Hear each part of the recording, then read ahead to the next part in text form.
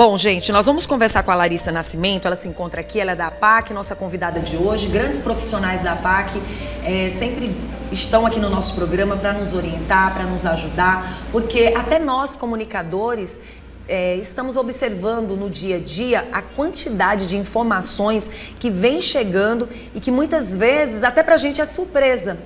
Todo dia a gente sabe de novas leis, novas informações e a APAC sempre contribui para nos ajudar desta forma tão positiva. Nos ajuda e ajuda você também.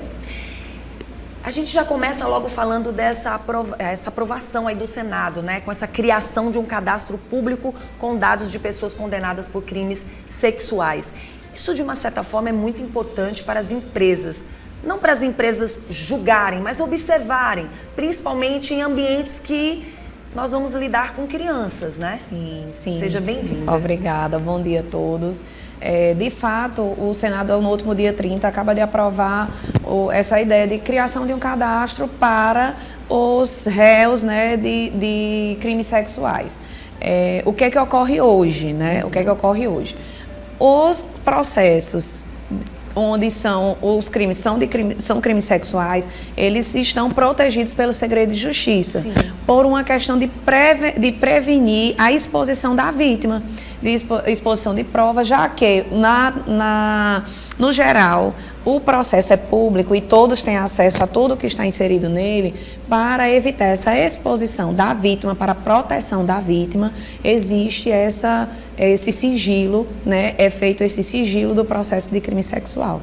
Mas ocorre que o réu, ele acaba beneficiado desse sigilo, porque ninguém, a não ser os que estão, de fato, habilitados no processo, como o magistrado, o Ministério Público e a defesa, que estão habilitados no processo, somente eles vão ter acesso ao processo. Ninguém mais terá. Então, numa simples consulta, você não consegue encontrar. Sim. Não consegue encontrar o processo. Porque é um segredo de justiça. Por causa do segredo de justiça. Então, o que é que ocorre? O réu acaba beneficiado porque ele passa despercebido na sociedade. Por um exemplo, no caso de pedofilia, isso é bem sério, porque uma escola, por um exemplo, que vai contratar um profissional, não tem condição de ter acesso para saber se já existe alguma condenação nesse sentido dessa pessoa, desse futuro empregado. Então fica sempre à margem da sorte, né?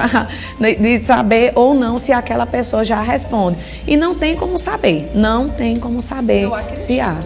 E aí chama atenção porque esse projeto de lei, ele foi aprovado no dia 30 de outubro, é isso? Desse ano? Isso, no Senado. No Senado. E segue para a sanção presidencial. Exatamente, agora vai para a sanção presidencial.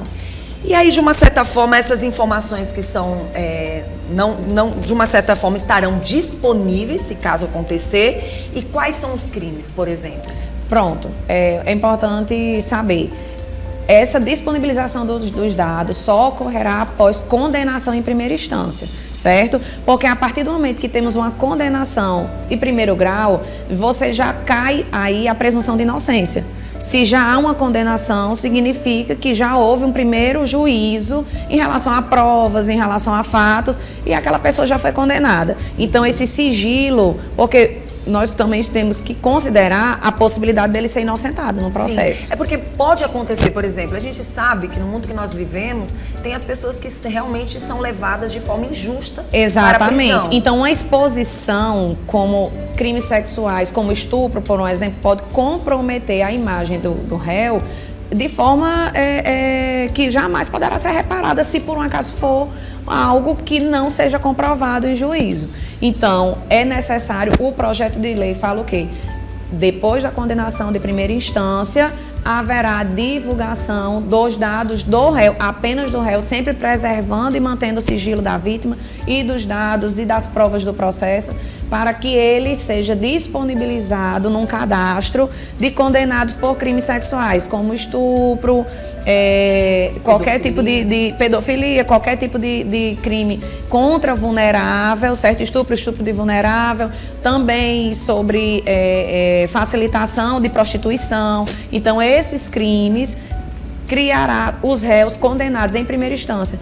Nesses crimes, irão imediatamente para esse banco de dados para que a sociedade tenha acesso aos dados do réu, sempre mantendo o sigilo em relação à vítima e às provas. E aí a gente chama atenção para os tipos de empresas que estarão disponíveis, ou a sociedade estará disponível.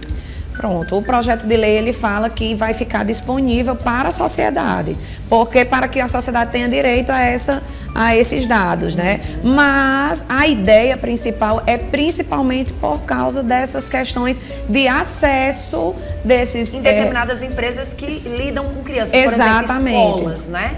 Exatamente. Então, as escolas, principalmente escolas... Escolas, creches, exatamente. Né? Lugares que lidam diretamente com crianças e jovens. Exatamente. Então, assim, na verdade, essa ideia dessa publicidade, né, dos dados acaba sendo de interesse da sociedade no geral. Mas os que utilizarão de forma mais realmente para proteção das crianças, proteção da sociedade também, para proteger a sociedade e evitar esse tipo de situação, são as empresas que lidam com crianças. Pronto. E aí a gente chama atenção relacionado às empresas e à própria sociedade também, mesmo estando disponíveis. Quais são, assim, as cautelas e os cuidados que vão se ter com essas informações? Por exemplo, você vai ter informação por interesse da empresa, enfim. Sim. Mas pode acontecer das pessoas usarem de má fé. Isso também vai ter um cuidado todo especial? Sim, relacionado a isso? Inclusive, como eu falei, por isso que esses dados só serão disponibilizados após uma primeira condenação. Sim. Justamente para a quebra da presunção de inocência, certo? Para não haver uma situação de linchamento social. Sim. Anterior a qualquer julgamento real, no local onde se faz o julgamento, que é no judiciário, certo? Então, que ele não vai ter como provar que realmente... Exatamente. Então, já houve uma primeira condenação. Esse é o primeiro cuidado. Sim. Esse é o primeiro cuidado que o próprio projeto prevê. O primeiro cuidado de que somente após a condenação em primeiro grau é que esse dado será disponibilizado. Então, após isso, poderá haver a publicidade desses dados, né, para que a sociedade, para que as empresas interessadas em saber sobre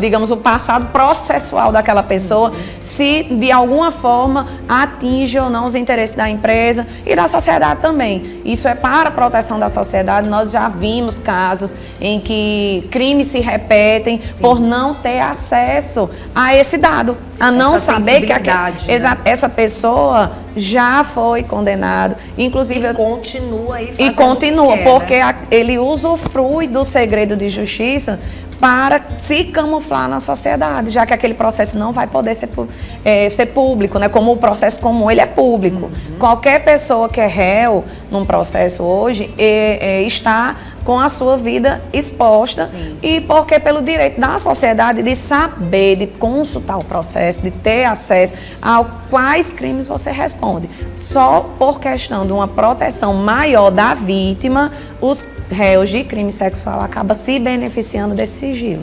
E a sociedade fica sem saber com quem está lidando, né? Exatamente. Como ocorreu naquele caso eu não lembro qual é o estado, mas que um pedreiro na construção do lado da casa matou a mãe e as filhas, né? E quando foram investigar, que prenderam, ele já havia, inclusive, condenação por crime sexual, mas a empresa não tem acesso a esses dados na hora da contratação. E aí é complicado. E não tem condição de saber exatamente com quem está lidando. Por exemplo, sendo aprovado, quanto tempo esses dados ficarão disponíveis?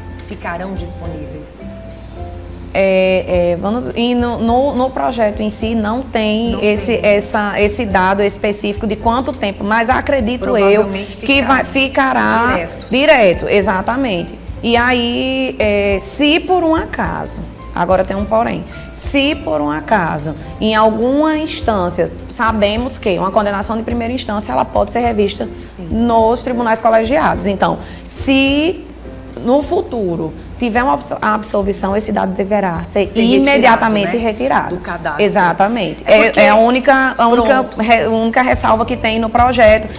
futura absolvição, retira o dado. Agora, isso cria uma lacuna aqui, porque desse tempo de publicidade desses dados... A imagem dessa pessoa já praticamente ficou destruída, exatamente. Né? Agora, sim, diante de tantas situações absurdas e diante de tantas coisas que acontecem no mundo e que a sociedade às vezes fica com o pé atrás, o que chama bastante atenção é que a gente sabe que existem condenações que não são reais, né? Injustas muitas vezes, mas a gente percebe que existem outras situações que às vezes as pessoas são absolvidas, mas elas, na verdade, continuam sendo pessoas perigosas para a sociedade. Exatamente. Até como operadora de direito, eu tenho como obrigação explicar isso, né? Às vezes não é sobre o fato.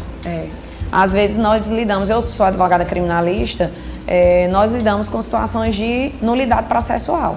Então, nós temos circunstâncias que viciam o processo. E um processo viciado, ele se torna nulo, dependendo do vício, claramente. Às vezes, essa nulidade ela é sanável, às vezes não.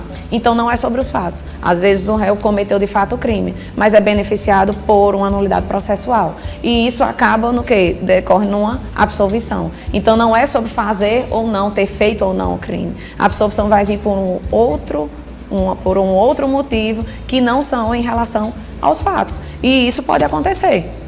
Agora, isso não quer dizer que aquela pessoa não fez ou não será capaz de fazer de novo. E é uma situação bem complexa, porque uma vez absolvido, ele volta para o status quo de inocente. Verdade. E aí a gente vai chamar a atenção para a questão da identidade dessas vítimas. Fica preservada? Sempre preservada, sempre preservando a identidade da vítima e os dados do processo. Se a empresa não for consultar, fica por isso mesmo. Em relação à publicidade, em relação aos dados do réu, somente.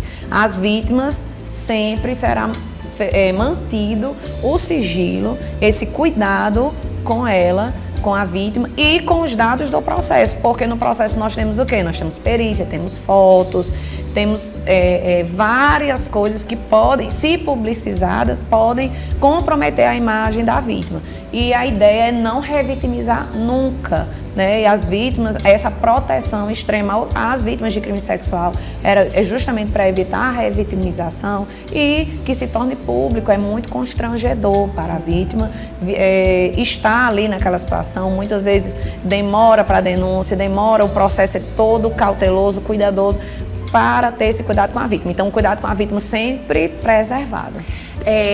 Mesmo com essa lei vindo, né, e acontecendo, o juiz, ele vai ter poder, no caso, para atribuir as informações de uma certa forma com sigilo? Sim, com certeza. Se ele desejar, elas podem dependendo da circunstância, da circunstância, o magistrado poderá manter o sigilo.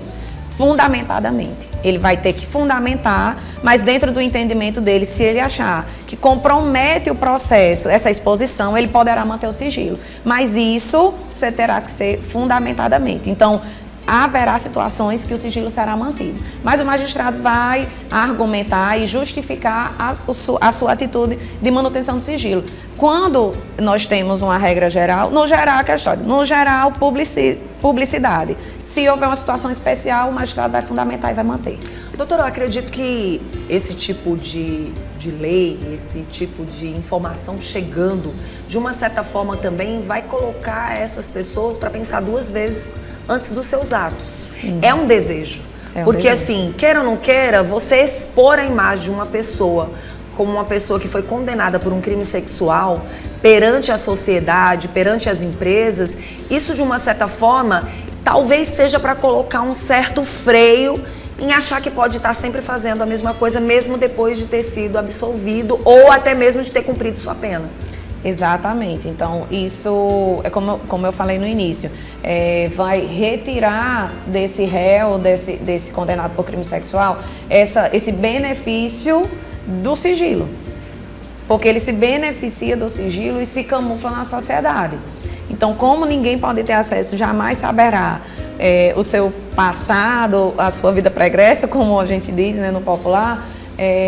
Então, essa exposição, com esse cuidado da primeira condenação, para não causar transtorno em possíveis inocentes, Então, essa exposição, ela realmente vai beneficiar a sociedade e vai tirar do réu esse benefício da camuflagem social. Pronto, e está deixando bem esclarecido, se de fato esse réu for condenado em primeira de instância. verdade. Exatamente. Né? Aconteceu, não Exatamente. tem como ele dizer que não fez, né? Que não tenha feito.